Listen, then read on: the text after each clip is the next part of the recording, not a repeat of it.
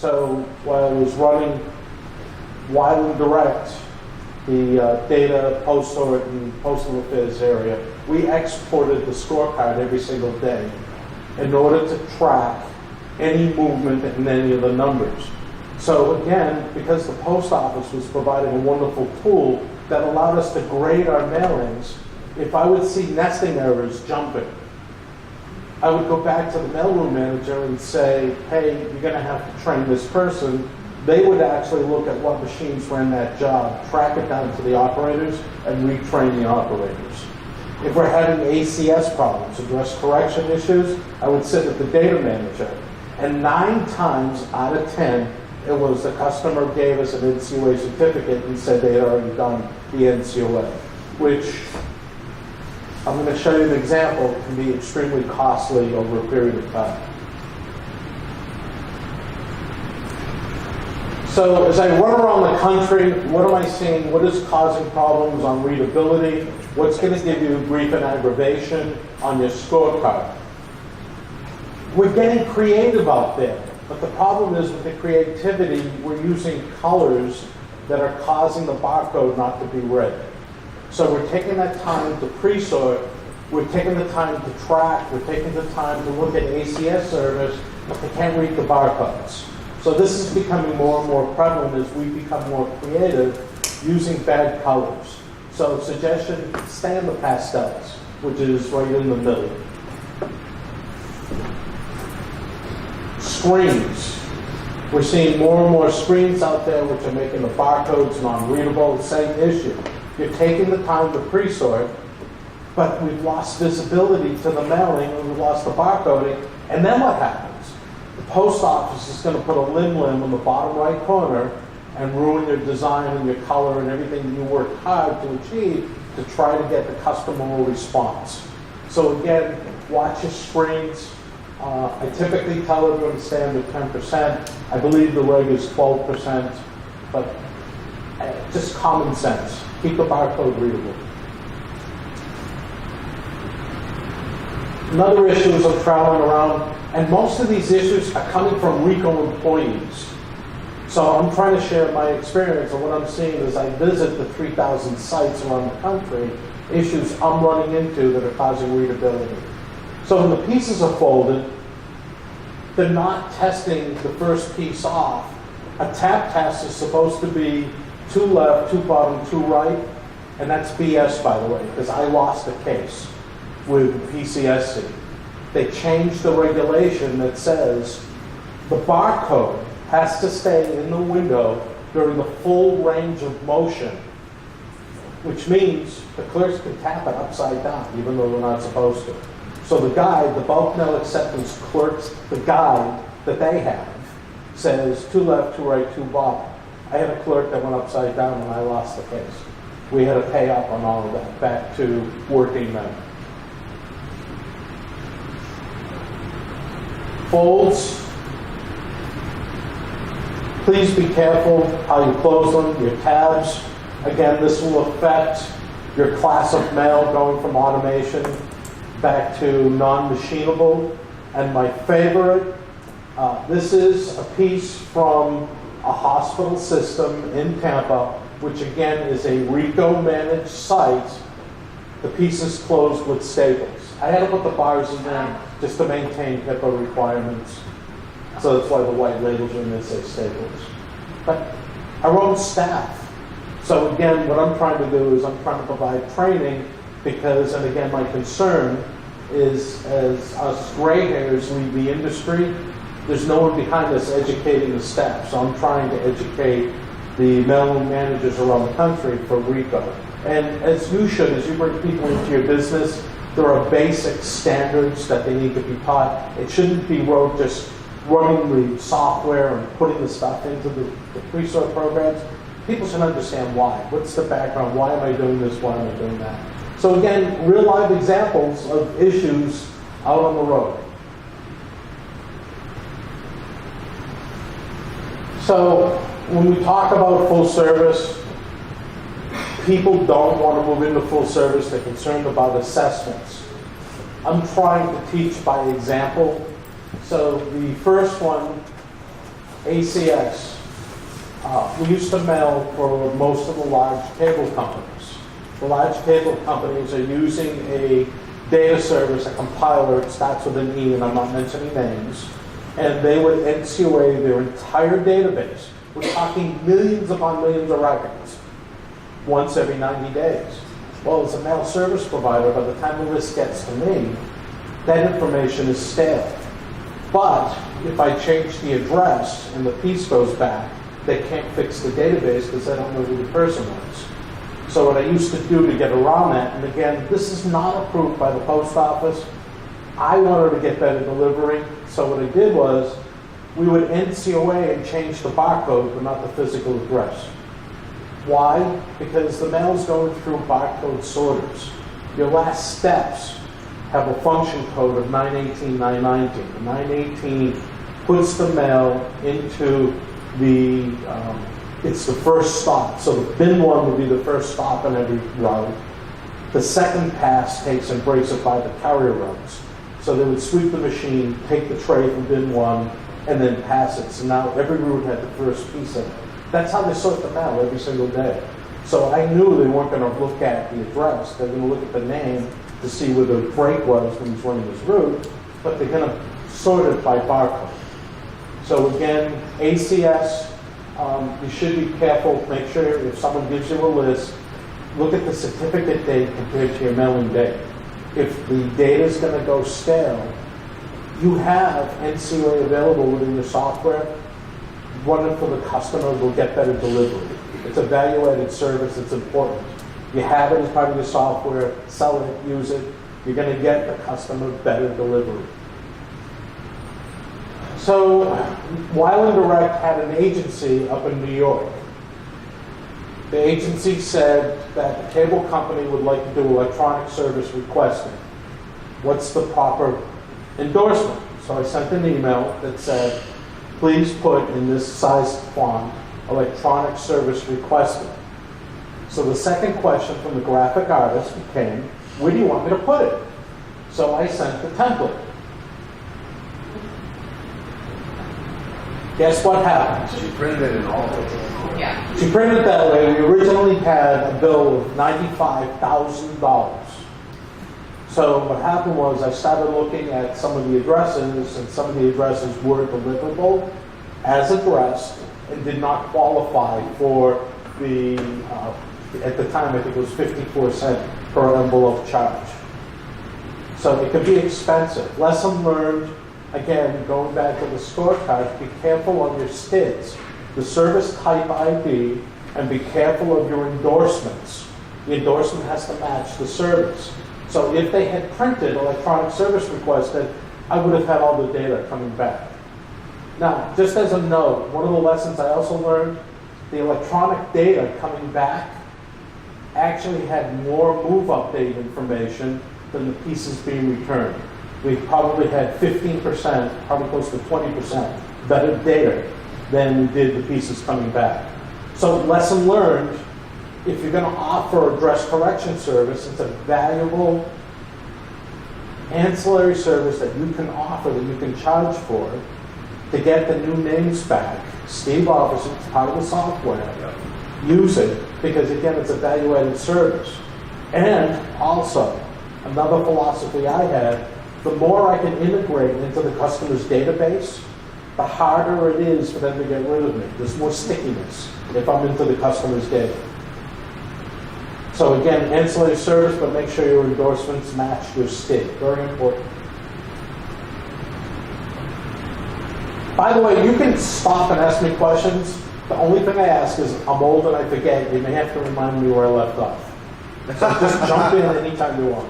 I have a question. Yeah. If you're running a list of validation store, you're sending it out the next day. Why would there be any issues? Okay, so when you're mailing, your smallest mailing is 6 million pieces. You need time to produce the mail.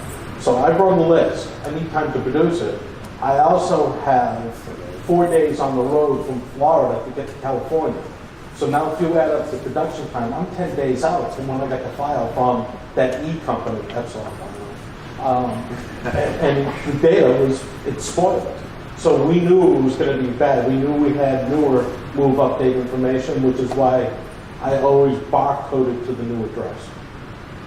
So Tom, in that case, if they did run a print COA, they would check our boxes to preserve the original address, and you would actually print the O address field. So Tom's saying print the original address as they gave it to you, but print the new barcode, which you can do with our software. That's if the customer says you can't change the address. Right. Which is a whole nother thing. I think it's I want to say Title 39, Social Security Human Services I have it in writing that if you're doing a mailing and the people say, well, you can't change the address, here's why. Social Security, Human Services, in writing has said you can NCOA that file. I have it in writing because I'm dealing with a health care provider out in California, starting with a C, and they're trying to say we can't update the files. And I'm calling BS.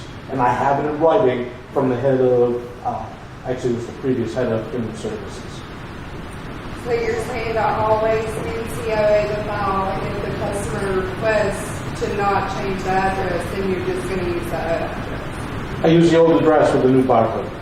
Right. But there's a place to click and restart to do that easily. Yeah. So we can help you with that because we can run a command that after you do the ballot verification, it'll flip flop Okay. for you prior to restart. But you kind of said that's not postal approved. What I'm saying to you is if You don't have individual carriers kicking mail back because they go, I understand the barcode things in there. no, so what happens is the way they deliver mail, the machine's going to sequence the mail for the route. So if he's got 500 addresses, it's in order. What they do is they'll look at the name for the break of the house. So if Glassman family, if the next family is Smith, they're looking for the last Glassman. That's how they typically deliver the mail. I was looking to try that was crazy. So from experience, where we had wrong addresses on an envelope with the wrong name, the mail still get delivered by barcode. So another way to cheat it, and maybe this is wrong too, but a lot of times when they tell us you can't change it, I'll NCOA it, identify the NCOAers, roll that data back, chop off their thing, make sure there's no valid stuff, so it goes down into a poor rate, and those rates don't get pulled for checking anyway. So what I would do is try my method, because then you'll get the rates. Because then it's being pre-sorted. You'll get there. Yeah, it gets sorted by the barcode. Trust me, that's the post office. I was just worried about the carrier. They're looking for the name, not the address for the break, because the machine's already sorted it into address order. Right, which is good. Yeah, that's awesome. So What about if I don't NCOA it, if I had 4 current resident, in this case I put 4 tree lovers, because it's for a landscaping company. I got tons of COAs around the job. they're going to deliver to that address. This is fine, but why do I got COA errors? I look at the barcodes on my scorecard. You shouldn't have a single that disqualifies the COA or UAA errors because you're using a simplified address, which technically is not a real address because if you go into the DMN, it tells you specifically what you can use. I would argue those. So let's back up. Selected the wrong thing in AccuZIP. I put alternate address.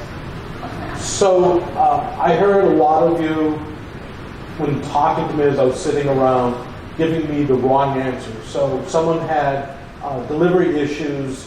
They were talking to the postmaster of that city. The postmaster is basically the head of retail. It's not network operations. If you're having problems with skids going from point A to point B, you need network operations. Those are the people in the postal system that move the mail. If you're having COA issues, I wouldn't talk to my local clerk. I would go to someone from Business Mailer Support. So what you should do is ask the clerk who they report to at Business Mailer Support and get the backup, because then they can talk to Lingo and get your errors fixed, because you are using a form of simplified address. Please don't tell them tree level. Just tell them you're using simple or current resident. I didn't know we could use it. I didn't even see the job until after it already mailed. I was told what it said like this. Yeah, you're getting the COA errors on the name. That's why. All right. Because it's not an approved simplified address. So one of the things I'm running into on the road again because I'm visiting actual mail owners that are utilizing Rico staff for their mailings. More and more of the customers are asking me, this is the customers, the actual person paying the postage, they're asking me about the Mailer Scorecard and interpreting it. And I tried explaining to them, interpreting the scorecard is not a science, it's an art. So for instance, if we see duplicate barcodes under e-induction, if I brought a skid in at shift change at 3 o'clock, and then there was a duplicate scan at 8 o'clock, there's a 3-hour window where it wouldn't register. If they scanned it second time, in 2 hours it wouldn't show up. If they scan it after 3 hours, it's going to come in as a duplicate skid. So I don't look at duplicate skids unless it's prevalent every single day, in which case someone's photocopying pallet placards. Nesting issues on the pieces, I would look at if it's prevalent over a period of time. That means the person at the end of the insert or the end of the inkjet needs to be trained on how to sort that, or how to read the coding on whatever you're using to tell them what tray it belongs in or what bundle it belongs in. So again, I feel it's more of an art. I like looking at scan rates. So here, one of the pre-sort bureaus, I have a large banking insurance customer up in Dearborn, and they have a facility that runs all their statement work. So they want to track all the statement work to make sure it's going out okay. They also publish a periodical magazine. They want to know how that vendor's doing. So I got involved as a consultant with them through Rico on translating. So this ship, you can see, that bothers me. That means the pre-sort company brought the mail to the wrong facility, which could cause delay in delivery, especially with its first-class mail. So I said, one time, I don't really care about it. If this happens over and over again from that pre-sort facility, you should say something to the management, because you deserve better service. The other area would be the nesting. Again, I wouldn't say anything now, but I'd track it, because it's back to a specific facility.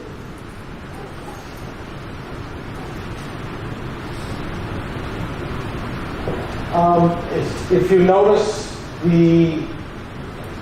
actually I think if you log in now, there's 5 tabs. The last tab was seamless acceptance, performance exceptions, mail that they took out of measurement, and it's being replaced. A new fifth tab will be coming in shortly for emails. Electronic mail irregularity reports are going to show up on this tab. So if you have a skid of mail that's falling over, it's going to show up in this report. Also, the SV scanners now have the ability to take pictures. So they're actually going to take a picture of your mail falling over and ask you to do something to make sure it doesn't happen anymore. The industry has asked for quicker feedback, and they're trying to get it to us as fast as they can so that we can fix a problem. Will they do that with your errors also? That would be all the errors of the scorecard. But you can draw. Go ahead. If they're trying to say that this mail piece is yours and it's not, will they take a picture of this mail piece if it's questionable? If there's a problem with it, as far as the skid falling over, Okay. then you're going to get pictures. If it's an individual piece, no. So if you look at your scorecard, some of your undocumented mail, good question, can show up in your undocumented mail from bookending.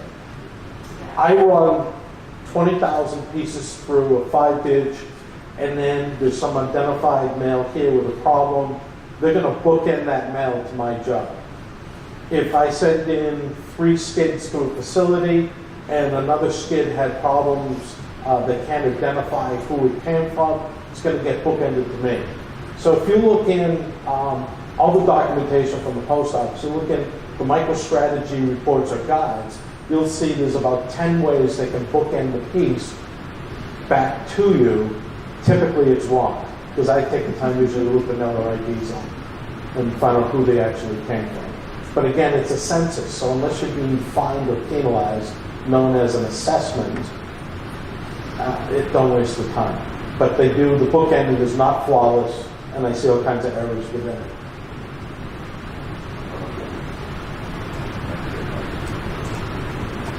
So the mail owner scorecard, I don't know if any of you have had an opportunity to look at it. It'll have the mail owner and then the mail preparer grid, so they can see, the customer can see the different facilities. Again, this is what I see when I work with the RICO customers. So it's not only RICO mail, but they have other vendors. And again, one of the reasons I'm bringing this up here, you as business owners and pre-sort companies, printers, you need to understand the scorecard so when the customers call, you can explain it to them, and also your competition will also be on the mail owner scorecard if they're using multiple vendors. So it could be a selling point for you if you can get through and explain what to look at and what not to look at. So here, I'm concentrating on the scan rate. If you look across this line, the 90%, we got one vendor who scanned at 36%. Now, since it closes at midnight on the 10th day, taking the data from the previous month, I didn't say this to my customer, but the mailer lose 3/4 or 2/3 of the job. This is a problem. So I have to come up with a political way to have my customer question the vendors. So that's a key point. That, and then the nesting, if you look, is at 5,000 pieces. So if you were looking at this as a business owner and that was your competition, you probably wouldn't want to be politically correct. Again, 36% of the mail is scanned in. Someone asked me before about why go full service. One of the other reasons you should be looking at going full service, even if you're not tracking the mail, the percentage of pieces going through the system is listed here as the scan rate. So I recently had a call from Clemson University, again, a RICO site. We sent out for the admissions department a mailing.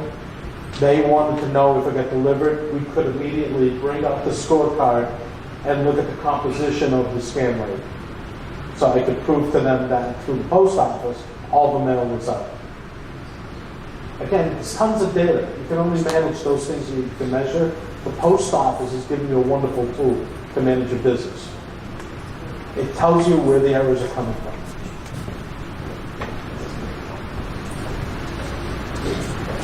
Barcode uniqueness.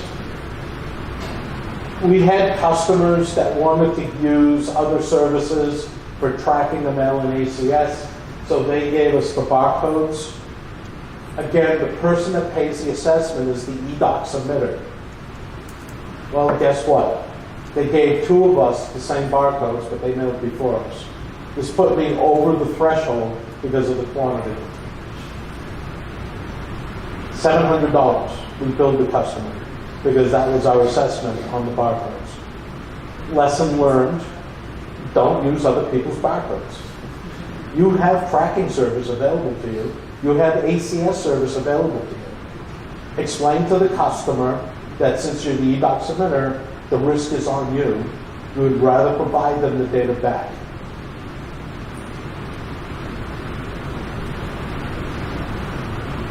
So why am I seeing barcode uniqueness issues besides a customer providing the file or the numbers to 2 companies, the same numbers?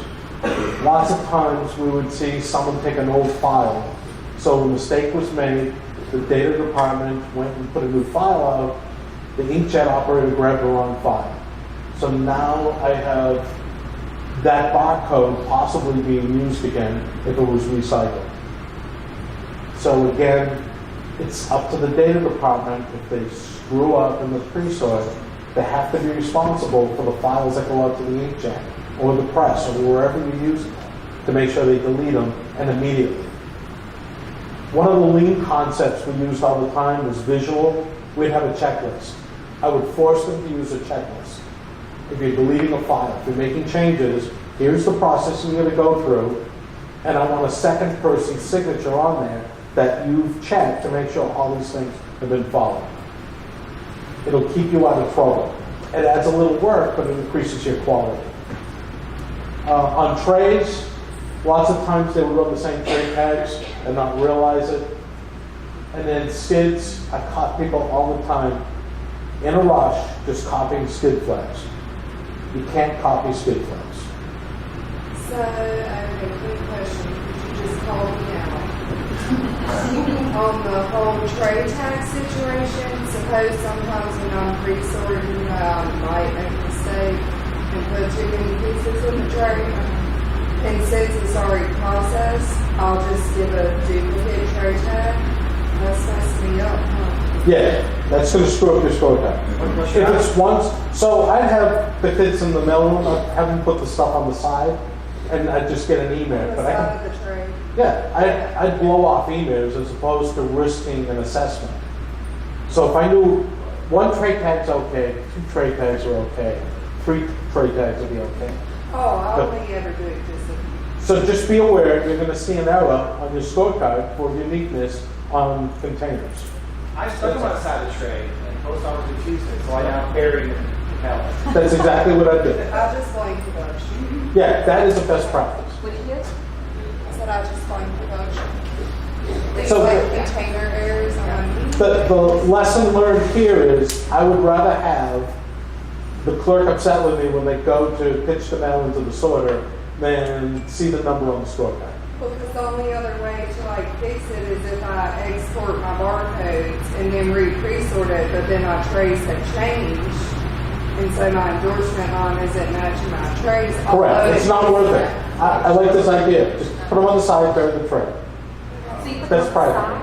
You don't- Yeah, it'll fit. If Oh, not, they're on the side, not the tray. Yeah, like turn the mail.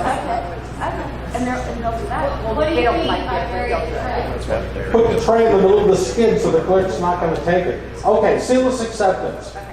Every seamless job, they're going to take 1 skid, 3 trays, 10 pieces per tray. They're going to sample those 10 pieces. Well, don't put the tray on the top. Just put the tray near the middle of the Well, You know, put it on the tray tag, or then you copy it, don't worry about it. They're not going to see them. They're not looking, unless it's at the top. The clerks, by nature, are not overly aggressive, so they typically take trays at the top. Right, but they're still gonna scan it when it gets to the sorting facility, so you're still gonna have it get your scorecard. Yes, if you duplicated the tray instead of putting the pieces on the side. oh, shove them down the side. The side of the tray. We got lots of room. Sometimes they don't fit though. You can fit another 30, 40 pieces into the tray just using the sides. Yeah. So what if the tray comes off? What if you say, What? the tray's down, and you gotta take out 6 offices? Oh, drives them nuts. But I would rather drive them nuts than take the hit on the scorecard. If I strive to maintain a clean scorecard, then a few errors won't bother me during the month. So by 4 errors. So the 4 is the person paying the postage. I don't understand why anyone has by 4 errors, unless you're doing a marketing mailing for yourself. You should never, even with your mouth open going, huh? You should never have a by 4 error. Customer service, someone up front when the job is being created, should be going out to the gateway and looking up the crits and mids. Go ahead, I know there's something coming. Oh, no.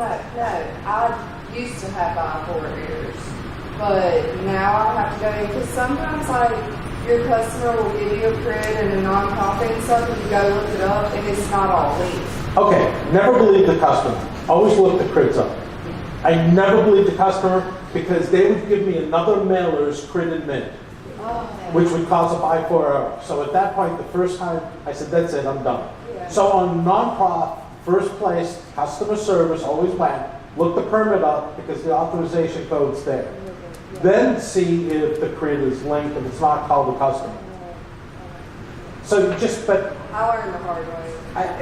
as I did, and that's why you set up a process in customer service. Let them complete the job jacket with a whole job, which includes mids and grades, and the non-prof numbers and making sure it's authorized.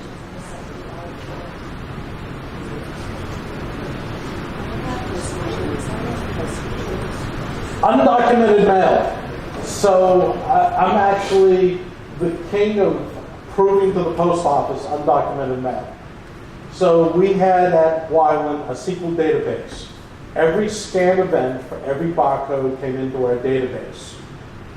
So I could see the piece going to a general facility sort because it lists the facility, the time, and the machine number. The piece would go in for facility sort. It would go 918, first pass for carrier route. Then 919, second pass carrier route, out the door at 7 o'clock for the carrier route. Then the piece would come back in on a general facility sort. It would get sorted back to the route. It would then be broken up by carrier route and then back out for delivery. I had pieces that went through equipment 75 times. I'm assuming you didn't make 76 because it got shredded on the belts on the machine going through the equipment that many times.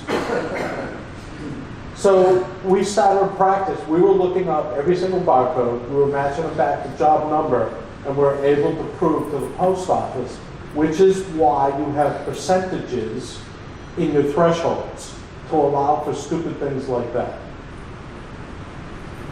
What causes undocumented mail? You hand off to a logistics carrier. The logistics carrier puts the skid in the corner of their facility and ends up delivering it late, so the piece goes in on day 46 instead of before day 45. That will show up as undocumented. That's not what they call it. Go ahead, look, give me a story. No, I only have 7,200 from document right now. But you should have very little except for pieces that are floating around the system because of the PARS machine, move updates, things like that. Those should be the only pieces floating around. They should not be recycling through the equipment. It's going to struggle. One of the areas we saw, in fact, I think I got a slide. Reasons I do. A big one, a friend called from Dallas, Texas. They're having a problem with business reply mail. They barcode everything. So the story is they're mailing for a university, an online university.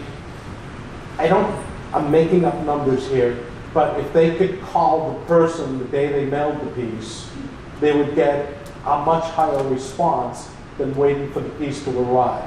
So they were using the tracking of the reply mail to call the people so that they could get a higher percentage close rate. Well, the problem was they weren't using the proper STID, and everything was coming back as undocumented. Once you use the proper STID for reply mail, and you're telling the post office reply mail, then it'll come out of your undocumented. It won't show it. Scans assign a wrong mailer that's typically bookending. Move mail is what I described, reply mail. Different barcode and e-docs. That typically is the inkjet operators pulling the wrong file after you've deleted the file. Poor quality within your plant. Single piece, we used to barcode our single piece. I wouldn't let a piece of mail out of the building without a barcode. If you're sending single piece out and it's not, it's barcoded, but not in your e-docs as a barcoded piece, you can either take a white label, the Limlin, put it over, cover the barcode, or you just eat the percentage of single piece mail. But again, we documented every piece, even single piece. Well, okay, I have a customer who we do first class, we put the injection on it, do the first class rates. However, they bring us the letters already addressed and the window envelopes. So I never get the database to physically pull into AccuZIP or Barcode or anything like that. And that sometimes can be just last week they actually did 2 mailings. I'm just like, So you should be turning those over to a pre-sort field to maximize the discount and get full service. say that again. Bring them to a pre-sort field, someone that has OCR equipment. They'll look the address up and they'll barcode the piece and get you a better postage rate. And your customer won't know that it's leaving you for the pre-sort field. Make sure the pre-sort bureau is correct for when you're hearing that, but it's really clients. That too. So there's, if I can go off on a tangent, there's two large pre-sort, what I'm calling companies. You've got Pitney Bowes, which runs a network, and then you have private pre-sort companies that belong to Royal Alliance. Royal Alliance, what they do is they trade mail between different businesses in order to maximize the discount. So I would utilize either a Pitney Bowes or a Royal Alliance company. And again, the Royal Alliance companies are private pre-sort bureaus. You just may want to ask them, because that way they'll maximize your discount.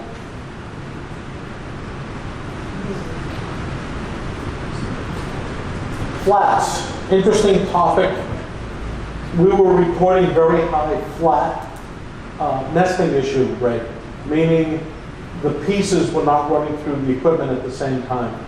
So I actually went down to the closest facility to me, which is West Palm Beach. Followed my bundles going into the plant. There were 4 clerks on the machine.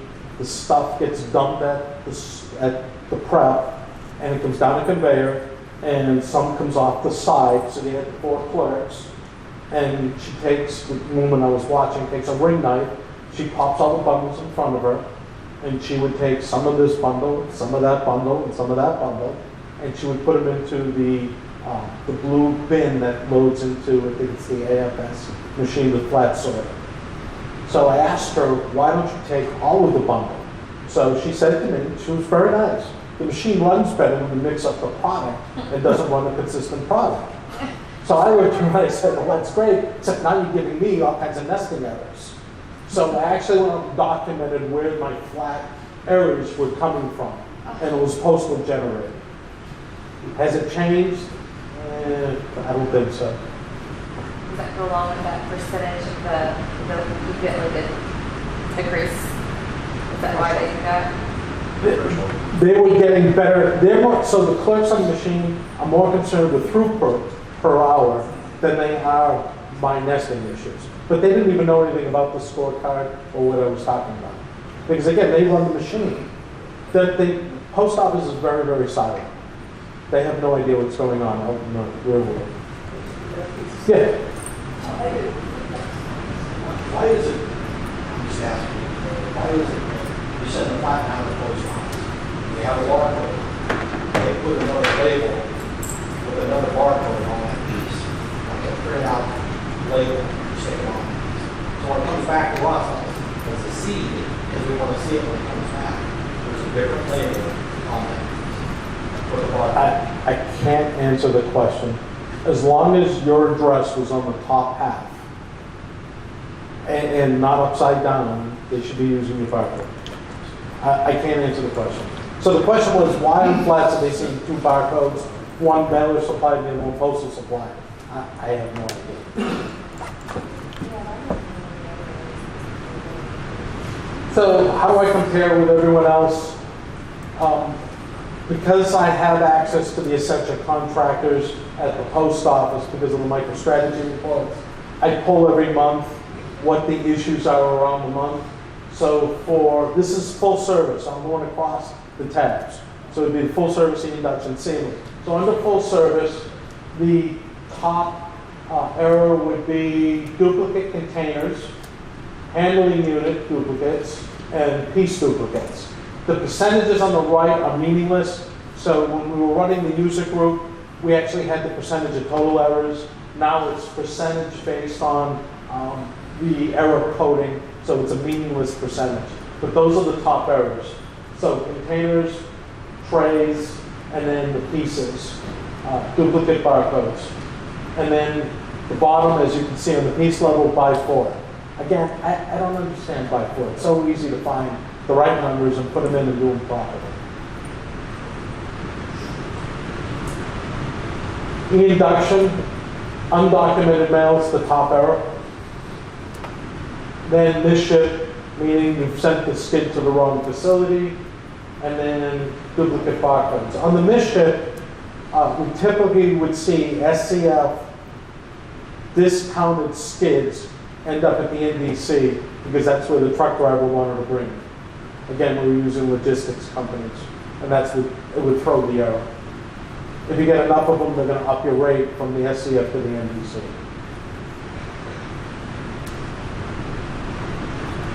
Seamless, undocumented, undocumented, undocumented.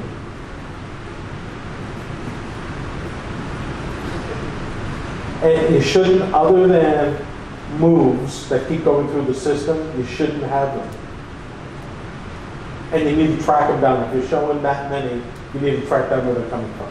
Well, I think Eric helped me out on that. Now when I create my barcodes, next to writing my barcodes, my shared IMD folder, it tells me what job number it is.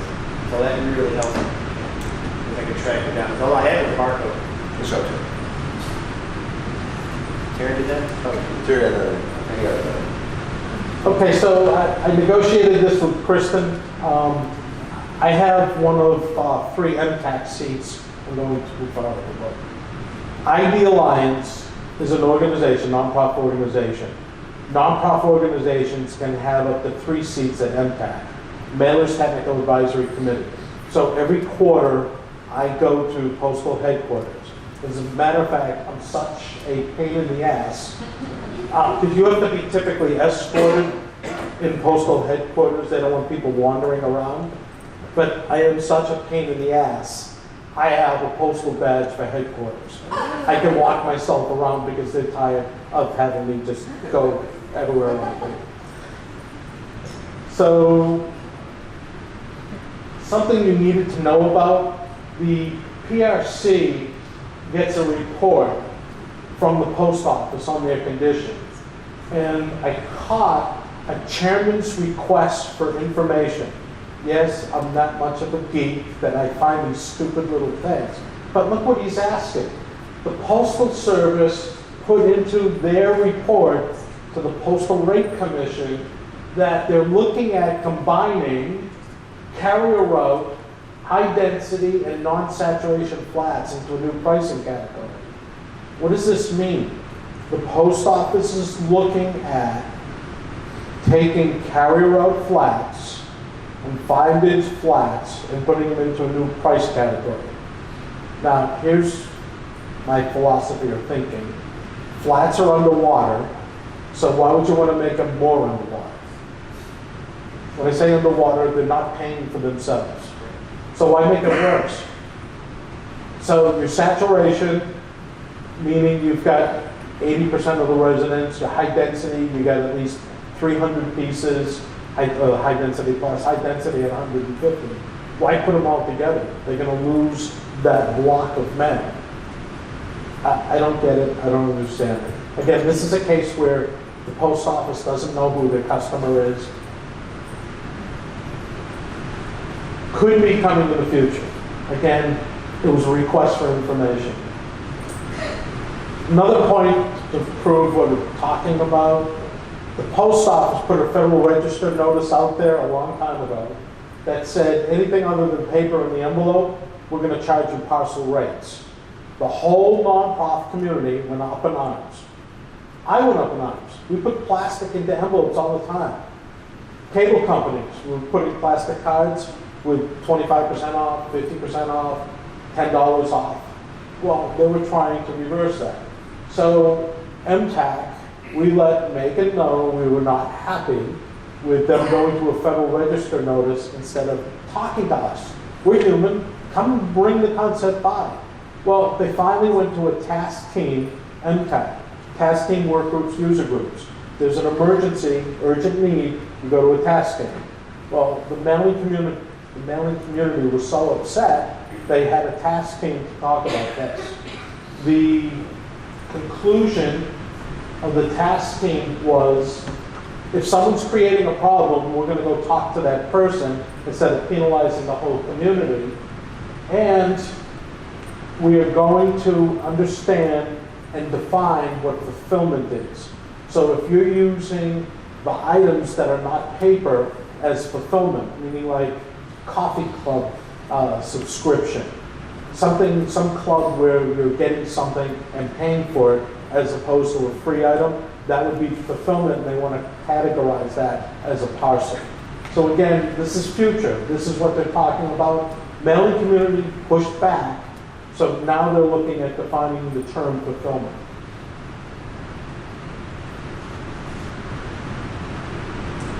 And this is where I get into explanations of premiums and fulfillment. Everyone knows CAPS is gone. Unless you have a non-CAPS product, you have to be out of it. They're pushing hard. They want you into EPS. I was in the first 5 people to use EPS for all categories of payments, and it works really well. The only issue I had, our company had Wells Fargo, and it took me 3 times to get the micro payment to the post office. Do you think they'll make EPS mandatory? Mandatory over what? Like just depositing money in your permit? So you can have an EPS account and bring your check to the post office. So EPS, you can have trust or debit. Trust is, I can bring my money to the post office, they'll just put it into that account. Debit would be it's tied to your bank account. So it's the same as CAPS, debit or trust, and they're calling it EPS because they changed to a different computer system.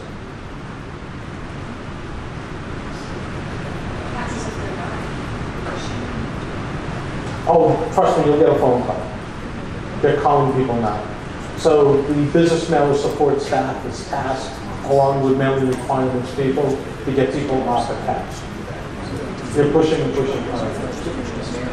The only reason I know Kristen talked about informed delivery is my mother gets her mail. I love it because my mother is 90 years old, and when I get home, I can say, okay, Mom, where is this letter? Because she never remembers where she puts my mail. But that's not what I'm here to talk about. So I love informed delivery, vacations, travel, like I do. This is what I'm here to talk about. You need to be aware. As you move forward with variable data, as you move forward to customize each piece of mail, that company that's in our supply chain, called the post office, is going the complete opposite way. So if you subscribe to informed delivery like I do, you're going to get a survey that says, okay, what would you like more information on? So let's say I want to buy a car. I'm going to check the box that says car. The post office is going to give that information to a car company. Let's call it AutoNation, since I think they're the largest car dealer. They're going to give AutoNation that information to mail me a piece through informed delivery. The problem is they can't give away my name and address. So the post office is starting informed address. So Jane Doe in Arlington, Virginia, on Main Street, is now going to become an alphanumeric number for delivery that only the post office can translate. If you subscribe to informed delivery, the pilot's rolling out in Virginia in April, this month. Pilot's coming out this month. They're testing alphanumeric addresses.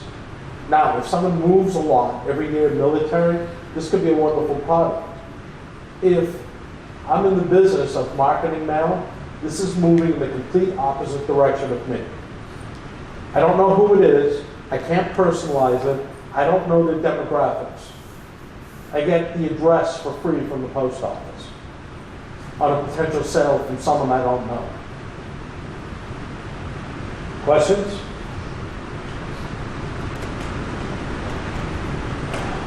One of the exciting things about this unknown person, they're going to provide a coupon on the electronic mail if you want.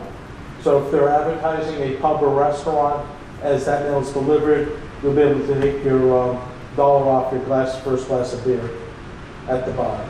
So Post Office is very excited about this product. Next, Post Office can't get enough revenue. So where they have passport stations, they're going to be doing federal IDs. They're working with the FBI now. They've got 2 pilots set up currently. I'm excited about this. I'm a mailer. I hand off to a logistics company. I have no visibility of my skid until the post office scans it. So my mail is out on the road for 4 days, 5 days, 6 days. I don't know where it is. I don't know when it's going to get turned in. I don't know what the appointment number is. Until it shows up at the dock and an SV scanner scans that 99M barcode, I have no visibility. This is going to change all that. So user group 3, me, said to the industry and the post office, I would like to track the mail when it leaves my plant. I want to upload it to IV through Postal One, and I want to see where my skid is, and I want to know when it gets to that facility. There's debates going on amongst us. Who owns that data? Is it me who paid for the trucking, or is it the trucking company? I am in direct conflict with Quad Graphics in my philosophy. They're saying it's the trucking company. I'm saying I paid for the freight, I own that data. This is in alpha testing now. So IWCO put GPS tracking on the skids. We could see the skids where they were. We saw them go into the post office. What's the benefit to the post office? The plant manager can see when the mail is coming, tie it back through the 99Ms to know the sort level of that mail that's coming to his dock, so now he can better plan his labor. And it could be up to 5 days out as that mail goes across the country. This is exciting for the post office, more exciting for me if I can get that data because I know where my mail is.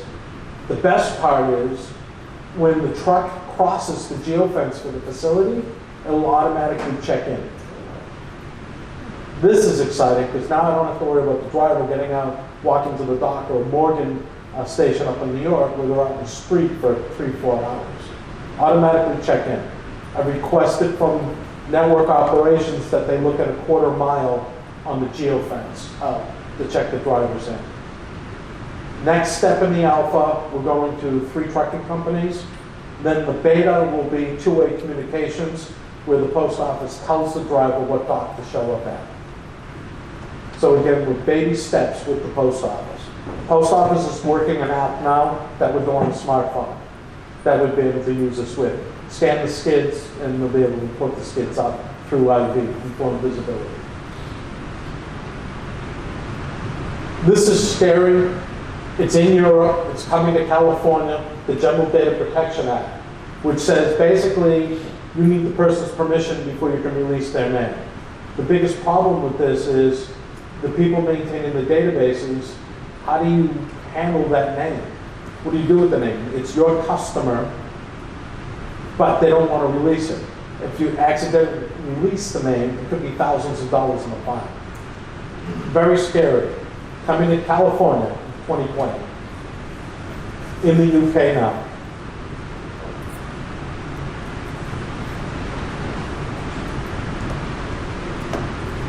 Has anyone ever tried to get a refund after a storm or a truck accident? And you submitted a ton of paperwork to the PCSC?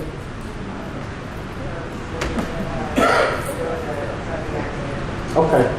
So up to now, refunds had to go up to New York to the Pricing Classification Center.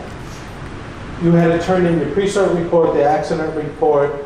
You needed insurance company report of who was going to pay for the equipment that was destroyed. Everything had to be included. Paperwork on a good-sized mailing, especially if it was co-pal. So each skid contained up to 20, 30 customers. Paperwork was like this. We put a work group together and we said, if you already have all the electronic files, why do you need all this paperwork? So we submitted for, as part of this group, I'll get to that in a second. We submitted to the legal department and finance at the post office. All you have to do is write a letter, explain what the accident was, and turn in, give them the 99M. This skid was destroyed. Post office would backtrack it and put the money back into the accounts. So we simplified the whole process. This is, if you've ever gone out during storms, there's a mail disruption report. That's what this is. The same work group, we added a whole bunch of different columns to give you more data, like what percentage of mail is affected within a zip code. Hopefully this helps the industry.